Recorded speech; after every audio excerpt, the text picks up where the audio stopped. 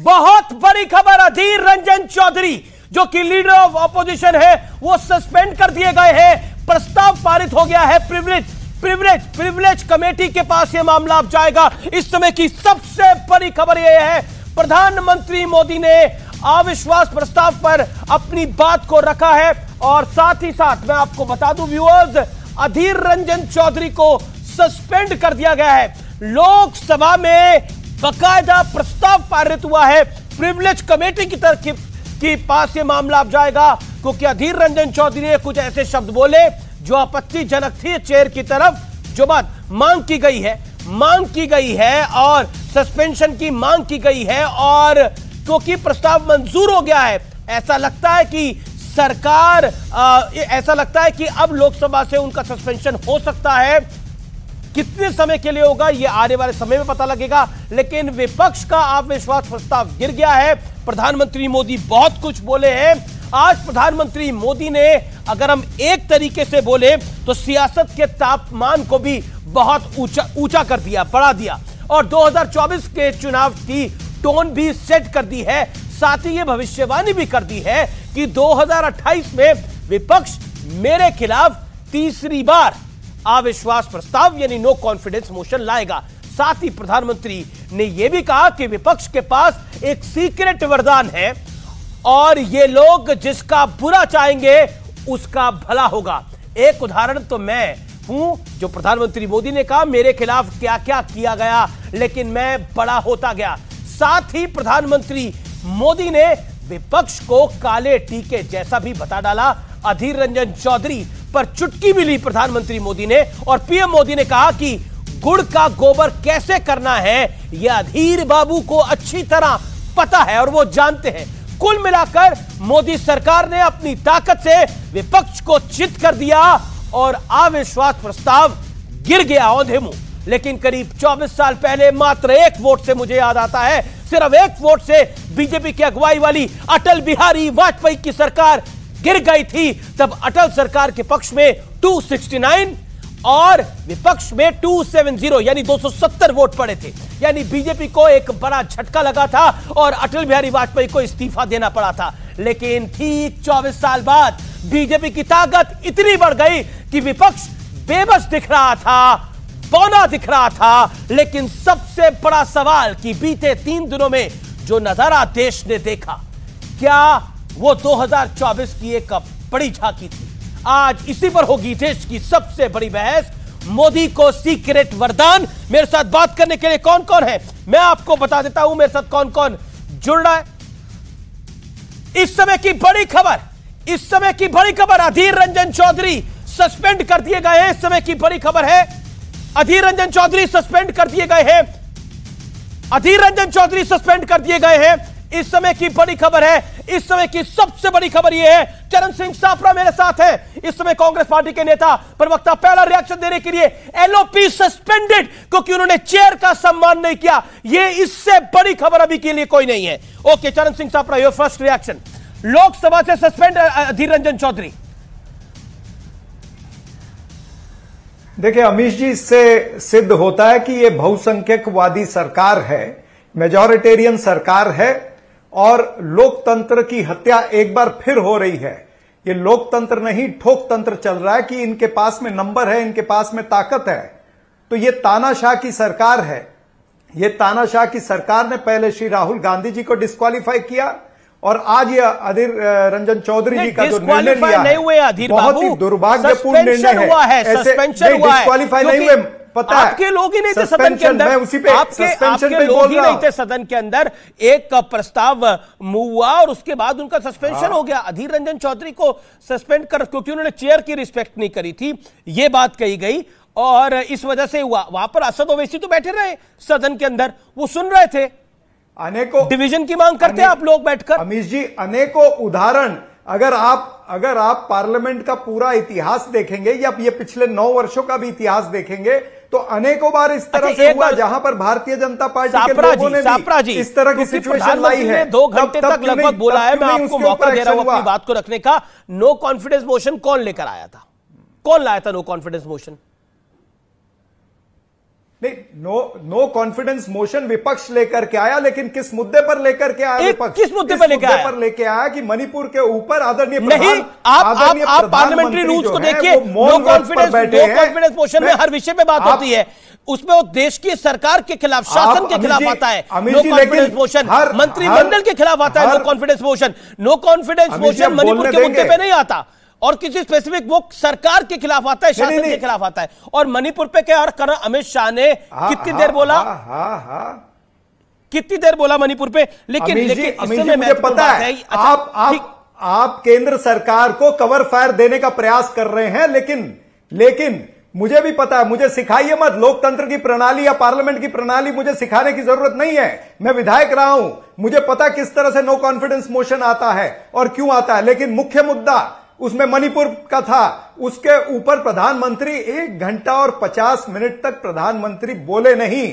जब विपक्ष उठ करके बाहर गया तब उनको थोड़ा सा ध्यान आया कि मणिपुर पर भी मैंने बात करनी थी। उन्होंने पूरा अपना चुनावी भाषण किया, जुमलों की बौछार की और राजनीतिक भाषण करके उन्होंने इस नो कॉन्फिडेंस मोशन, क्योंकि उनके पास में नंबर है इसीलिए उन्होंने इसको रफा दफा किया। यह लोकतंत्र की हत्या है। लोकतंत्र में विपक्ष जवाब मांग रहा था, देश जवाब मांग रहा था कि मणिपुर पर देश के प्रधानमंत्री बोले कि किस तरह से मलम लगाई जाएगी। हम लेकर आए मणिपुर की तो फिर जनता भागे क्यों, फिर छोड़ के क्यों चले गए सदन? सुनना चाहिए था पूरा। नहीं, भागे इसलिए कि ये सरकार बहुसंख्यकवादी सरकार जो है, मणिपुर के 2 एमपी जो हैं, 2 एमपी में से एक भी एमपी को बोलने नहीं दिया। क्यों नहीं बोलने दिया? ये विपक्ष जो है लोकतंत्र प्रणाली के अंदर प्रोटेस्ट कर सकता है, इसलिए हम बाहर गए हैं। इसलिए हम बाहर गए हैं। कॉल होती है और विपक्ष की कॉल होती है। अब अधीर बाबू को तो वैसे डिबेट ओपन करनी चाहिए सत्ता पक्ष की कॉल, लेकिन सत्ता पक्ष की कॉल को एक्सपोज करना वो विपक्ष का पहली बार बोलना चाहिए था, लेकिन राहुल गांधी बोले ये तो आपकी कॉल है। ओके गौरव भाटिया पहला रिएक्शन, अधीर रंजन चौधरी को सस्पेंशन मिला है लोकसभा से। अमित जी, सबसे पहले तो ये बात कहूंगा, जब चर्चा नाम देते हैं, ऐसा नहीं है कि सारा समय कांग्रेस के प्रवक्ता जो कि मिट्टी का तेल लेके घूमते हैं उनको दिया जाए। मैं कहूंगा आज पूरे देश ने देखा किस तरह से नरेंद्र मोदी जी ने एक स्टेट्समैन बनके, देश के अभिभावक बनके पूरे देश को संबोधित किया। लोकतंत्र के मंदिर में थे जी, लोकतंत्र के मंदिर की लाज भी रखी, मर्यादा का भी पालन किया। और ये किस्मत है अपनी अपनी, राहुल गांधी और अधीर रंजन चौधरी मिट्टी का तेल डाल रहे थे जख्मों पे और मरहम लगाने का काम किया तो श्री नरेंद्र मोदी जी ने किया। बड़ी बात यह थी, उन्होंने कहा जो मणिपुर में हुआ है वो निंदनीय है और मणिपुर के साथ पूरा देश खड़ा है, संसद में हर सांसद खड़ा है जी, और जिन्होंने ये कृत्य किया है उन्हें बख्शा नहीं जाएगा। ये आज की बड़ी बात थी। दूसरी बात देखिए, आज एक फर्क भी दिखाई दिया। सत्ता पक्ष नरेंद्र मोदी जी, कॉन्फिडेंस ही कॉन्फिडेंस है। हमारे पास चेहरा नरेंद्र मोदी जी का नेतृत्व, दूसरी तरफ कंफ्यूजन, कौन है चेहरा? घमंडिया का कोई चेहरा ही नहीं है। नरेंद्र मोदी जी ने बताया कि ये वो बारात है जहां हर कोई दूल्हा बनना चाहता है। लेकिन देखिए, अधीर रंजन चौधरी पर, अधीर रंजन चौधरी को जो सस्पेंशन है, कांग्रेस कह रही है यह अन्याय हुआ है। हाँ, मैं बताता हूं। देखिए, अब आप थोड़ा समय दीजिएगा। अधीर रंजन चौधरी वो हैं जो आदतन गलत वक्तव्य देते हैं, राष्ट्रपति को राष्ट्रपत्नी बुलाते हैं। प्रधानमंत्री जी के लिए आज उन्होंने कहा राजा अंधा है और द्रौपदी का वस्त्र हरण चल रहा था और नीरव मोदी कहीं नहीं गया, नरेंद्र मोदी जी को तुलना कर रहे थे उनसे। और उसके अलावा ये अधीर रंजन चौधरी वो है जो यहां अध्यक्ष का भी सम्मान नहीं करते हैं। तो ना तो राष्ट्रपति के ऑफिस का सम्मान, ना स्पीकर का सम्मान और साथ में प्रधानमंत्री का भी सम्मान नहीं। अगर आप उल्लंघन करेंगे, कानून से ऊपर नहीं है, आप कोई विशेष व्यक्ति नहीं है। मैं समझता हूं कि बिल्कुल उचित निर्णय हुआ है, उनका जवाब आएगा और स्पीकर साहब इस पे फैसला करेंगे। लेकिन एक बात बिल्कुल स्पष्ट हो गई कि अगर अमर्यादित बयान देंगे और कानून और रूल्स का पालन नहीं करेंगे तो कार्रवाई होगी। गांधी परिवार का जो जमाना था वो खत्म हो चुका है। ये देश कानून से आगे बढ़ेगा।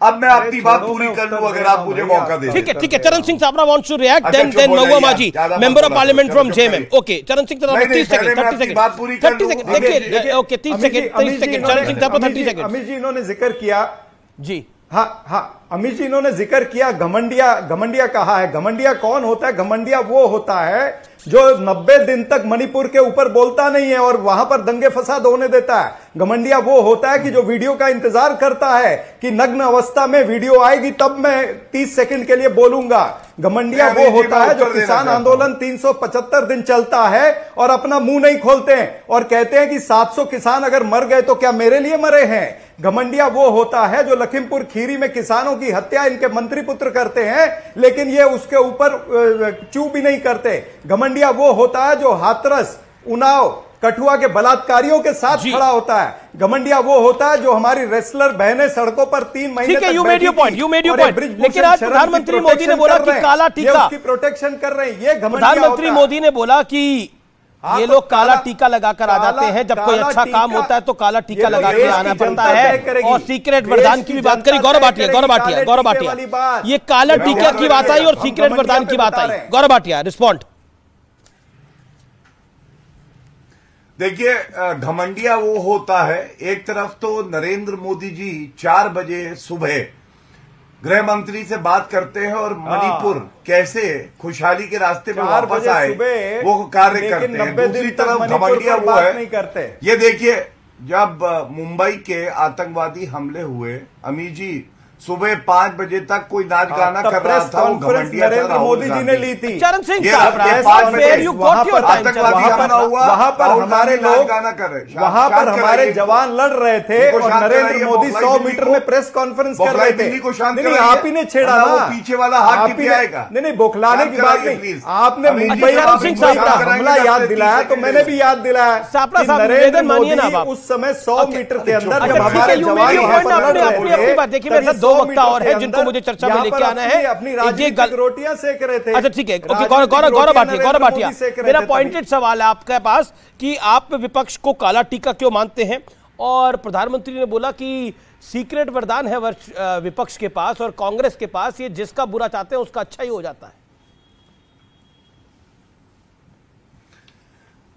देखिए, बिल्कुल सही बात नरेंद्र मोदी जी ने कही, क्योंकि जो ईश्वर है, भारत माता भी है, वो भी ऐसी जो लोग होते हैं उनको आशीर्वाद नहीं देती जो भारत माता का बुरा चाहते हैं। केवल नाम इंडिया रख लेने से कोई भारत माता की संतान नहीं हो जाता। अमीर जी आप मुझे बताइए, भारत माता की हत्या बोल दिया, इतनी घटिया सोच है, इतनी घटिया राहुल गांधी की।